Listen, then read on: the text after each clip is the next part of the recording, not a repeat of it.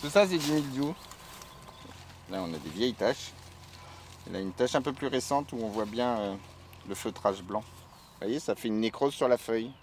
Des tâches caractéristiques, le mildiou est bien de retour. Il faut dire que toutes les conditions sont réunies en Touraine. Un temps humide associé à des hautes températures et c'est la porte ouverte au développement du champignon. Donc voilà, il y a des grappes qui ont été atteintes, et elles se sont nécrosées. Voilà, donc une grappe comme ça, et on en a perdu la moitié par exemple. Et en fait, les plantes pour respirer ont des petits trous qui s'appellent des stomates. Et donc en germant, le champignon rentre dans la feuille en passant par ces petits trous et va coloniser la feuille. Et la feuille, pour se défendre, se nécrose. La feuille ou la grappe d'ailleurs. Le champignon se propage grâce à ses spores qui se déposent au fil du vent de vigne en vigne. 2024 serait jusqu'à maintenant l'une des pires années pour les vignerons.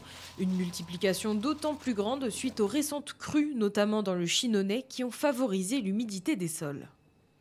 Ça va de 0 à 85% de pertes ou 90% de pertes sur certaines vignes.